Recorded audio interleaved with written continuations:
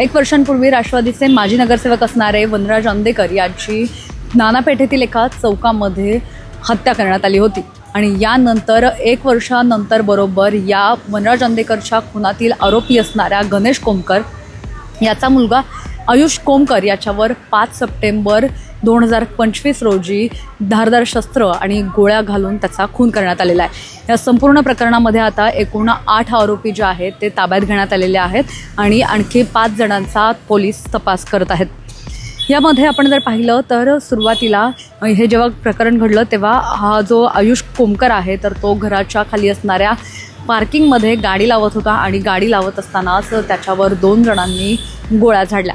यामध्ये जे गोळ्या झाडणारे आरोपी होते ते म्हणजे अमन पठाण आणि यश पाटील या दोघांसह 8 जणांना ताब्यात घेण्यात आलेलं आहे।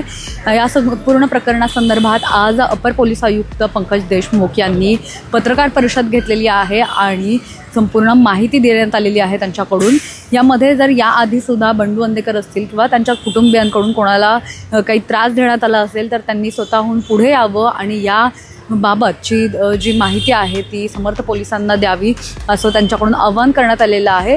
आता यामध्ये आपण पाहिलं की भारतीय विद्यापीठ पोलीस स्टेशनच्या अंतर्गत एक काही दिवसांपूर्वीच कारवाई करण्यात आली होती ज्यामध्ये या प्रकरणाशी निगडीत असणारे किंवा रेकी करणारे दत्तात्रय काळे याला सुद्धा अटक करण्यात आली होती। मात्र एवढं सगळं होऊन सुद्धा पोलिसांना वाटलं होतं की हा संपूर्ण प्रकार जो आहे तर तो टाळता येईल, मात्र असं काही घडलेलं नाही आहे। उलट आयुष कोमकर म्हणजेच गणेश कोमकर याचा मुलगा याचा खून झालेला आहे। या संपूर्ण घटनेमध्ये आता नेमके काय अपडेट समोर येत आहेत हे पाहणं महत्त्वाचं असणार आहे।